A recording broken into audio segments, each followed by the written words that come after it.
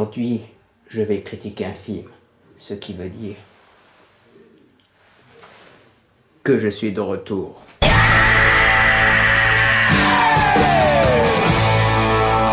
Salut tout le monde et me revoici pour une nouvelle vidéo. Je ne vois pas pourquoi il faudrait que je m'excuse de ne pas avoir fait de vidéo durant 4 semaines. Je vais vous expliquer très rapidement, c'est que j'ai une putain de vie en dehors de YouTube, donc ce qui fait que voilà, je ne peux pas faire des vidéos comme je le souhaite. Et que le week-end, j'aime avant tout me reposer. Donc voilà, c'est dit, c'est fait, voilà. Maintenant, passons à autre chose, si vous le voulez bien. Let's go! Je tiens à préciser encore une chose, je n'ai pas regardé les critiques de mes camarades. Alors, pour tout vous dire, moi, Riddick, ça me passait au-dessus de la tête, vous voyez. Non pas que le personnage est inintéressant, non, je trouve qu'il a l'air plutôt sympa, plutôt cool. Mais étrangement, je ne me suis pas spécialement intéressé à ce type, ni même à sa mythologie. Et il se trouve que j'ai pu voir une image tirée du film Riddick, troisième du nom. Et cette image-là, c'était Riddick qui sort la tête de l'eau. Et ce plan-là m'a immédiatement fait penser à Apocalypse Now, qui est un de mes films préférés. Et quand j'ai vu ça, j'ai dit « Waouh, putain, ça envoie du lourd ». Et donc voilà, ça m'a quand même donné envie de voir le film. Après, il y avait d'autres plans épiques où Riddick était assis sur un trône et ça m'a fait penser à Conan le Barbare. Alors, de quoi parle Riddick? Riddick, donc, c'est la suite des blablabla, voilà. Et donc, Riddick se retrouve sur une planète inconnue. Il a été abandonné par les guerriers qui étaient sous son commandement et il est laissé pour mort. Donc voilà, il va apprendre à redevenir ce qu'il était, c'est-à-dire Riddick.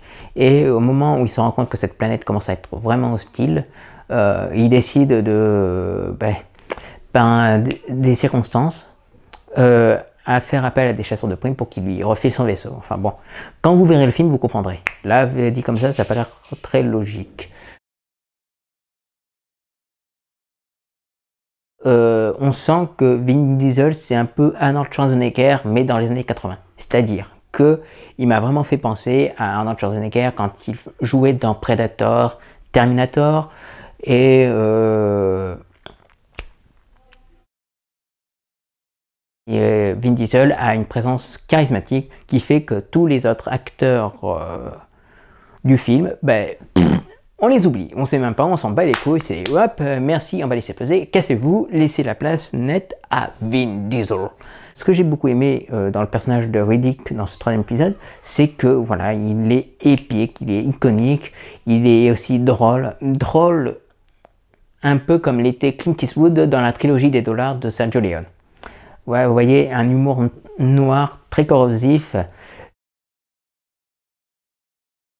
Déjà, il y a là une tension sexuelle entre Riddick et les personnages masculins du film, dont j'ai oublié le nom et dont on s'en bat les couilles parce que vraiment, vraiment on s'en fout quoi. C'est vraiment le degré zéro, c'est vraiment le truc.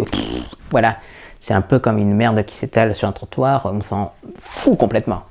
Alors que voilà, à côté tu as Riddick qui est vraiment qui est présent et qui les humilie sans problème. Les chasseurs de primes que l'on voit dans le film, ils sont armés de gros flingues, ils ont la technologie dernier cri, voilà, ils ont là à dire ah, on va trouver Riddick, on va le tuer. Tu les vois, et alors que de l'autre côté, tu as Riddick qui est juste armé d'un simple couteau et qui, le mec, dès qu'il se confronte à ces chasseurs de primes mongolitos de la planète trou du cul de merde, le mec il arrive avec son couteau et il fait oui, hein. Et les autres il y a Riddick, il est méchant.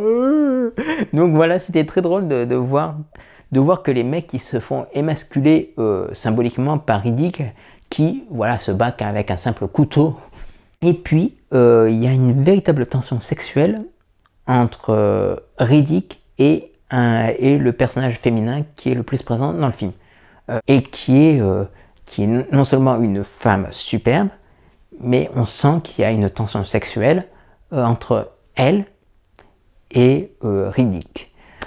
Et ce qui est génial, c'est qu'elle le voit pas de suite, Riddick. Et quand il se rencontre pour la première fois, Riddick il est enchaîné, il a été capturé par les chasseurs de primes. Et quand il parle à cette femme, quand il parle à Dahl, il dit tu sais, j'ai bien envie de baiser avec toi. Et elle, au départ, elle fait genre un peu oh, mais ça va toi, attends. Bon, elle fait ça d'une manière un peu plus masculine, tu vois, parce qu'elle a du répondant. Et après, elle dit ouvertement à son chef que elle est prête à tuer Riddick, mais avant ou après avoir baisé avec lui.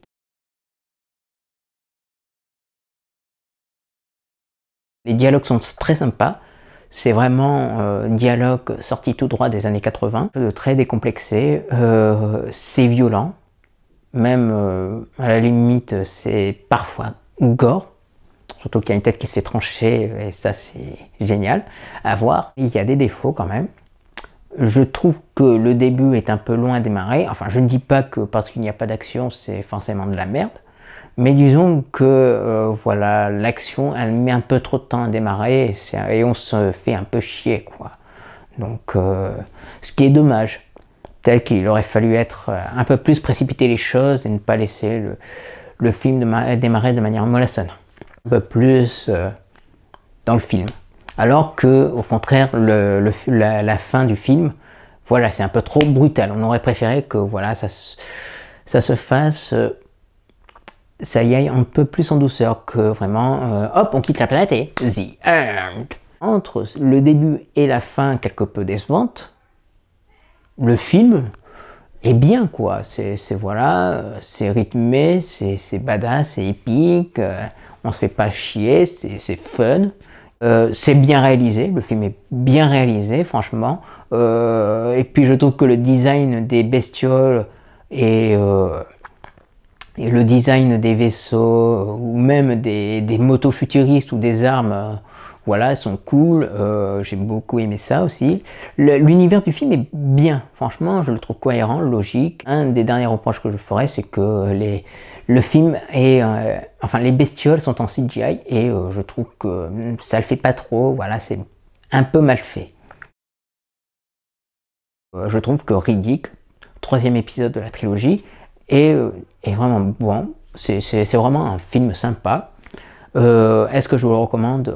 Ouais, je vous le recommande parce que c'est sympa, c'est vraiment, c'est pas prise de tête, c'est fun, c'est drôle. Voilà, bon, il y a quelques défauts, mais franchement, c'est le pied total, quoi. Et puis quoi, merde, ça fait du bien de voir Vin Diesel autre part que dans les Fast and Furious. Merde. Écoutez, je vous dis à bientôt pour une prochaine vidéo. Je vais pas pouvoir dire à très vite pour une prochaine vidéo parce que je ne sais même pas quand est-ce que je ferai une nouvelle vidéo. Mais d'ici ma prochaine vidéo, portez-vous bien et je vous dis à bientôt.